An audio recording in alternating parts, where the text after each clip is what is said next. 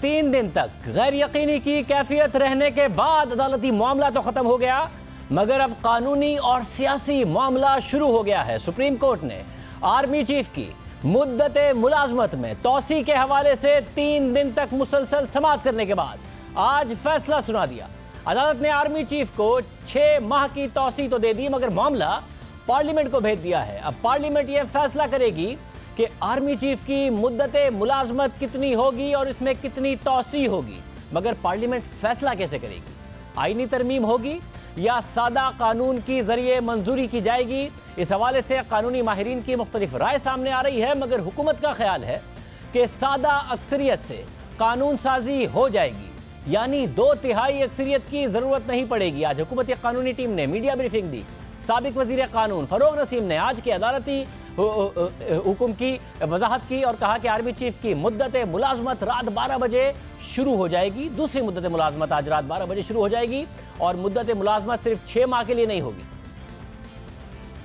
Army chief का tenure आज से शुरू है, यानी आज 12 बजे के बाद से विद इफेक्ट फ्रॉम टुडे ये उनका टेन्योर शुरू है। नंबर 1, 6 महीने के अंदर अंदर आप कानून लाएं और उस कानून में जो भी टेन्योर रखा जाएगा वो फेडरल गवर्नमेंट और पार्लियामेंट उसको सवाबदीदी है कि उसको वो टेन्योर जो चाहे रखे, उसको रीअपॉइंटमेंट क्या है, उसको एक्सटेंशन क्या है, उसको कंटिन्यूएशन क्या है। तो ये तमाम की तमाम चीज़ें सुप्रीम कोर्ट ने ऐसन तरीके से जिनको ये डिसाइड करना चाहिए, यानी एग्जीक्यूटिव और पार्लियामेंट, उनकी तरफ ये मामला भेजे हैं। जनरल बाजवा की मियाद जो है, जैसे मैंने कहा, वो 6 महीने नहीं है। जो उनका टेन्योर होगा वो पूरा अपना टेन्योर सर्व करेंगे और इस पर कोई इबाम नहीं है।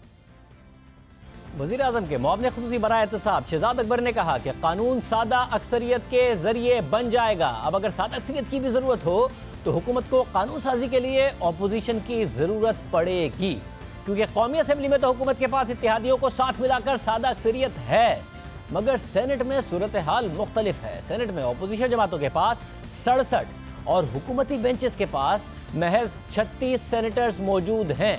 मगर हुकूमत ये समझती है कि अगर अपोजिशन ने वोट नहीं दिया तो वो तौहीन अदालत की मुर्तकिब हो सकती है। साबिक वजीर कानून बैरिस्टर फरोग नसीम ने वाज़ेह किया कि अगर वो अपोजिशन वोट नहीं देगी तो शायद तौहीन अदालत की मुर्तकिब हो जाए।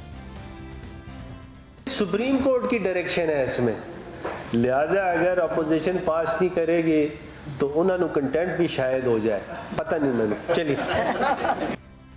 सीनियर कानूनदान हैं फरोग नसीम साहब, क्या अदालत ये कैसे किसी भी पार्लियामेंटेरियन को कह सकती है कि उन्होंने किस तरफ वोट देना है? बहरहाल अब उन्होंने ये बात की, अब क्या बिल्कुल मजाक के तौर पर कही या संजीदा थे? अब तक हुकूमत अहम कानून साजी के लिए ऑर्डिनेंस से काम चलाती आई है, क्योंकि सेनेट में उसके पास अक्सरियत नहीं है। फिर हुकूमत गुज़िश्ता दिनों एक ही दिन में 11 ऑर्डिनेंस ज़बरदस्ती मंजूर हुकूमत ने कराए, मगर बाद में जब अपोजिशन नाराज़ हुई और डिप्टी स्पीकर के खिलाफ तहरीक अदम एतमाद लाई गई तो हुकूमत ने अपनी मंजूरी वापस ली।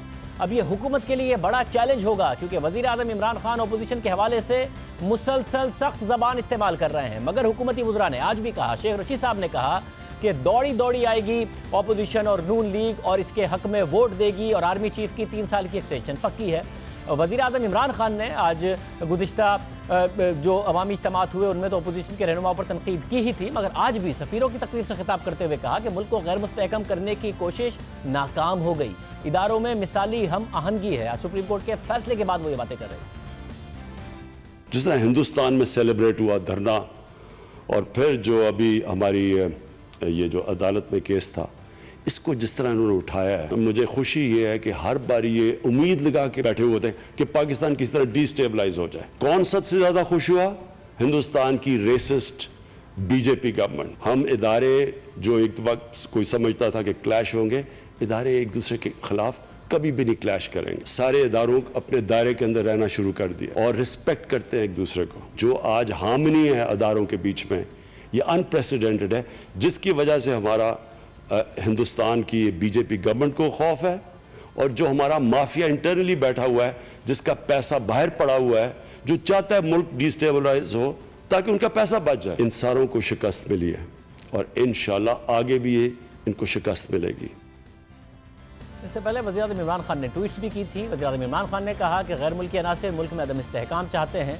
इस हवाले से आज सुप्रीम कोर्ट की समाअत में अहम बात हुई। दौरान समाअत चीफ जस्टिस ने रिमार्क्स दिए कि हमने आइन और कानून को क्या देखा, हमारे खिलाफ प्रोपेगेंडा शुरू हो गया।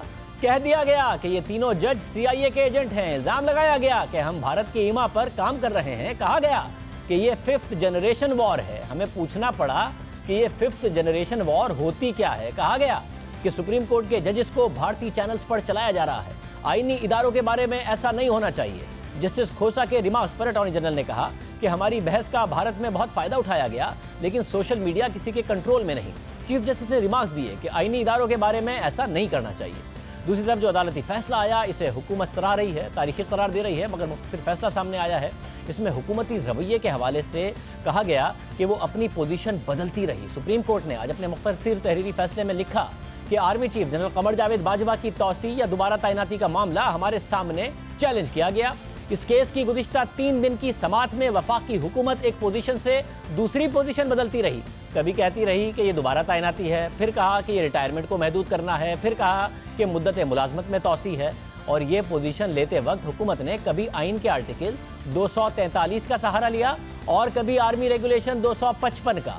अदालत ने मजीद लिखा कि आर्मी चीफ फौज की कमांड, उसके नज़्म ज़ब्त और जंगी तैयारी का जिम्मेदार होता है और जनरल हेडक्वार्टर में चीफ एग्जीक्यूटिव होता है। इसलिए अदालत तहम्मुल का मुजाहरा करते हुए यह सब मुनासिब समझती है कि यह मामला पार्लियामेंट और वफाकी हुकूमत पर छोड़ा जाए, ताकि वो एक्ट ऑफ पार्लियामेंट के जरिए आर्मी चीफ की मुलाजमत के उसूलों को वाज़ेह करें और इस हवाले से आइन के आर्टिकल 243 के स्कोप को भी वाज़ेह करें।